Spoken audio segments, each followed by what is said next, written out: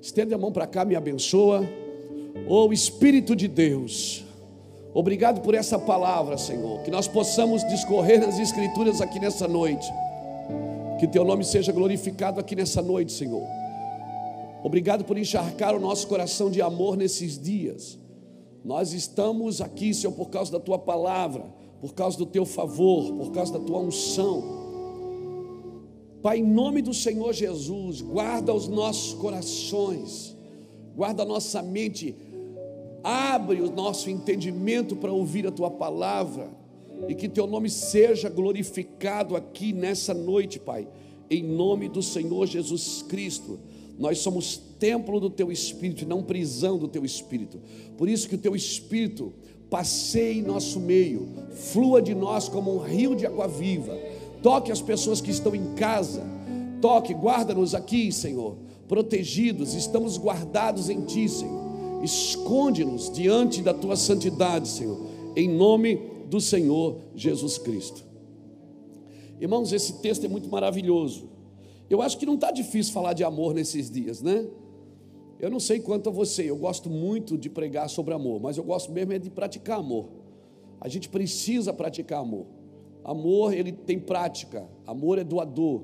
O amor, por isso a Bíblia diz que a fé sem obras, ela é morta. A fé precisa ter atitude. E a Bíblia diz em Gálatas capítulo 5, versículo 6, que a fé opera pelo amor. Então tudo que você vai fazer sem amor não vai ter fundamento correto, porque Deus é amor. Então você vai fazer tudo através de Deus. E Jesus, ele foi abordado por esse jovem rico. Então é mais ou menos assim interessante se pensar, porque se ele era um jovem rico, é muito provável que ele já tenha herdado alguma coisa dos seus pais, porque ele era um jovem rico. A Bíblia é clara, diz que ele é um jovem rico. Certamente ele já tinha nascido numa família abastada. E ele aborda Jesus e elogia Jesus, bom mestre. Às vezes eu fico pensando no Evangelho, porque Jesus, ele repreende quem elogia ele e abençoa quem critica. É uma coisa louca o Evangelho.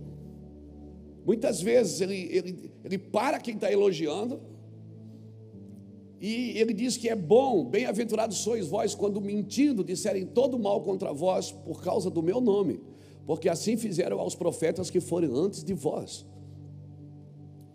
Então, ele chega e diz, bom mestre. Jesus já repreende ele, já coloca ele no lugar e diz, por que tu me chamas de bom? Porque bom é um só, é o meu Pai que está no céu. E outra tradução aqui, se você ler Marcos capítulo 10, do 17 ao 31, que é a mesma história. E se você ler Lucas 18 a 30, também conta a mesma história do jovem rico. Então às vezes tem uma aleluia, Shekataralamandaraya. Aleluia, está tudo bem aí, meu irmão? É um demoninho eletrônico. Então tá, glória a Deus. Eu me lembrei de um programa agora lá, desde quando o cara falava que tinha um homem com a campainha, não tinha? Cala a boca, desgraçado. Ele dizia. O professor, né? Não era o professor? Isso mesmo. Ele não se lembra disso, isso é da nossa época, né? Glória a Deus. Quando você for fazer de novo, me avisa que daí eu dou.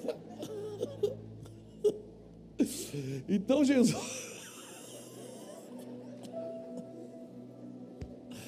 aleluia, Jesus é maravilhoso. Estava muito tenso esse negócio aqui, então.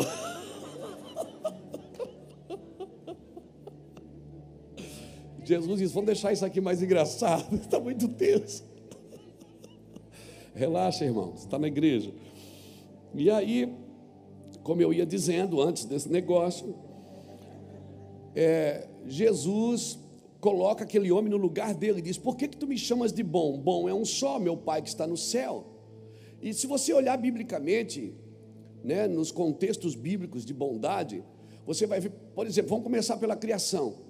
Quando Deus criou cada coisa em cada dia, Deus dizia no final do dia, e viu Deus que era bom. Quando é que Deus falava que era bom? No começo do dia ou no final do dia? Quando é que Deus vai dizer para você, servo bom e fiel? É no começo da sua vida ou no final dela? Amém? É no final dela. Servo bom e fiel entra para o gozo eterno. Então, para Deus, no entendimento bíblico, para Deus, bom não é o que começa bem, é o que termina bem. Amém? Por isso Deus diz que é bom no final do dia, no final da criação. Ele fala que é bom no final, não no começo. Por isso que Jesus não se deixou chamar de bom, porque Jesus ainda não tinha terminado a sua obra. Por isso que ele disse: bom é um só, meu Pai que está no céu, porque Deus já terminou a obra, está consumado. Deus já terminou. Deus fez tudo em 6 dias e descansou no 7º. Já está tudo pronto, Deus já fez todas as coisas. Então, para Deus, bom é o que termina. E então Deus pode dizer, Jesus pode dizer, Ele é bom, porque Ele já terminou a sua obra. Jesus já tinha morrido na cruz? Não. Jesus já tinha ressuscitado? Jesus já tinha dito está consumado? Jesus já estava à direita de Deus? Não. Então Jesus ainda não tinha terminado a obra, e por isso Ele não se permitiu ser chamado de bom. O que eu aprendo aqui? Que bom para Deus é o que termina bem, não é o que começa bem. Então eu não tenho direito de dizer: Alexandre, você não é bom, Deus não terminou com você ainda. Porque eu já vi muita coisa ruim ficar boa e muita coisa boa ficar ruim. Amém? Bom é o que termina bem. Então você não tem o direito de olhar para a pessoa do seu lado e dizer: você não é bom, isso aí é uma pessoa terrível, é uma pessoa má, Não, você não sabe, não terminou ainda. Deus pode virar uma chave dentro dela e terminar bem com ela e não mal. Então aqui eu aprendo com Jesus o que? Bom é o que vai terminar bem. Paulo terminou bem. Terminou bem? Numa concepção humana ele terminou bem? Não. Ele terminou sozinho dentro de um cárcere. Eu até coloquei um pedacinho do filme dele hoje na internet. Ele terminou sozinho dentro de um cárcere. Mas o que é que ele disse? Eu terminei a carreira. Eu combati o bom combate. Eu terminei a carreira e eu guardei a fé. No entendimento bíblico, ele terminou bem, sim. Terminou bem, sim, sozinho dentro de uma cadeia, decapitado. Seu corpo dividido em partes e espalhado por toda Roma. Mas ele terminou bem. Então, bom, querido, é o que termina bem. Então, por favor, não julgue nada agora, ame tudo agora. Ama as pessoas, mesmo que elas não mereçam o seu amor. Esses dias aqui de primícia, eu quero instigar você, eu quero provocar o seu amor, provocar você no seu coração, para a gente mudar algumas atitudes nossas, irmãos. É necessário que a gente mude algumas atitudes nossas, é necessário. A forma de pensar, talvez a gente vai ter que mudar a nossa crença, a nossa forma de pensar evangelho, a nossa forma de pensar Bíblia. Às vezes você lê a Bíblia, você tira as suas próprias interpretações a partir de você. Querido, não é você que traduz a Bíblia, é a Bíblia que traduz você. Você não pode, assim, interpretar a Bíblia a partir da sua vida. Você tem que interpretar a sua vida a partir da Bíblia. Porque o fundamento é a palavra de Deus, não é a sua vida. Nós precisamos entender isso. E esse jovem rico, você acha que ele tinha maldade no coração? Não. Eu acredito que mesmo aqueles que estão presos em coisas materiais, presos ao pecado, presos às suas posições, quer saber o que eu penso? Muitos deles amam Jesus e anelam ter comunhão com Jesus. A pergunta é: até que ponto você está disposto a amar Jesus acima de todas as coisas? Porque se você está diante de um homem obediente, que praticava os mandamentos, que obedecia a Torá. Mas Deus falou, Jesus falou para ele: te falta uma coisa. Vai, vende tudo que tu tens e dá aos pobres. Espera aí, Jesus quer que eu empobreça? Deus quer que eu faça o voto de franciscano? Não, não é isso que ele está falando. Como eu já disse, eu vou falar de novo: quem já desapegou não precisa se desfazer, irmão. Se você já é desapegado das coisas, Deus não precisa tirar nada de você.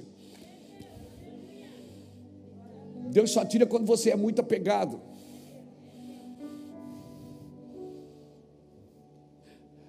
Se você já se desfez, já não tem mais espaço no seu coração, a prioridade é Jesus. Você não precisa se desfazer nada. Você vai ter desejo de abençoar, de fazer e dar. Você tem o desejo de dar. Você tem a vontade de fazer. Irmão, muitas pessoas querem a Deus. Muitos são sinceros nos seus votos, cumprem o que está escrito, seguem à risca a escritura, como uma cartilha de regra. Mas a pergunta é: até que ponto estão dispostos a deixar tudo por Jesus? E como eu disse, deixa tudo, não é vender tudo ou dar tudo para alguém, fazer um voto de franciscano e ir para a rua andar descalço. Não é isso. É desapegar, é desatrelar, é soltar aqui dentro. Por isso que Deus responde muito mais o coração do que as palavras. Deus responde muito mais o coração do que as palavras. E a Bíblia é clara quando ela diz: quando você fizer um voto a Deus, não faça voto de tolo. Ou seja, não fale uma coisa que você não vai fazer, que você não vai conseguir fazer. Quem já fez isso? Eu já fiz.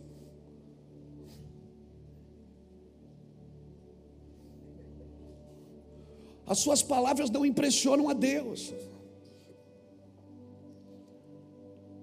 As suas palavras não impressionam. O que Deus quer é as posições do meu coração. Esse jovem, irmão, eu estou diante de um jovem que está interessado no que Jesus tem. Ele está interessado no que Jesus veio fazer. Ele está chamando de bom mestre. Ele está dizendo: mestre, como é que eu faço para ter a vida eterna? Jesus disse: obedece os mandamentos. Ele disse: isso aí eu estou safo, eu obedeço. E Jesus cita os mandamentos para ele. Ele diz: tudo isso eu faço, mas o que é que me falta? Você acha que ele não sabia o que faltava? Você acha que você não sabe o que te falta? Sabe sim. E quer saber? Quanto mais perto de Jesus você chega, mais você sabe. Quanto mais você ora e jejua, mais Deus te mostra quem você é realmente. Por isso que muitas pessoas têm dificuldade de andar em profundidades com Cristo. Elas preferem andar no raso, porque no raso eu ponho no piloto automático e eu vivo uma vida cristã politicamente correta, uma vida cristã saudável, que eu vou à igreja, eu dou meu dízimo, eu ouço uma pregação no domingo e eu estou vivendo corretamente. Eu tenho uma insígnia de cristão evangélico. Mas todos nós aqui sabemos que se a gente chegar mais perto de Jesus, Ele vai mostrar a gente para a gente mesmo. E eu vou te garantir, você não vai gostar do que vai ver. Por isso que a intimidade é que cura os nossos corações. Por isso que quanto mais a gente busca Deus, mais imundo a gente se sente. Por isso que quanto mais a gente busca Deus, mais inadequado, mais inútil a gente se sente. Isaías, ele era um homem totalmente comum, era um profeta do palácio, mas quando ele teve uma visão da glória de Deus, no capítulo 6 do livro de Isaías, ele disse: no ano que morreu o rei Uzias, eu vi o Senhor. Então eu disse: ai de mim. Ele não disse ai de mim até ver Deus, ele só dizia ai de ti, ai de ti, ai de ti. Mas no ano que morreu o rei Uzias, ele viu o Senhor, então ele disse ai de mim. Por isso que toda pessoa que ela tem um encontro real com Deus, ela nunca mais vai dizer para os outros ai de ti, ela diz ai de mim. Quanto mais perto de Deus você anda, parece que as pessoas vão ficando distantes de você. Você só consegue ver você e o seu pecado e os seus fantasmas e as suas dificuldades. Por isso que um homem, quanto mais ele ora, mais santo ele se torna, porque mais claro fica a vida dele para ele mesmo. Por isso, querido, mergulhe fundo até faltar ar. Você vai ver o que Deus vai fazer. Deus vai mostrar você para você mesmo.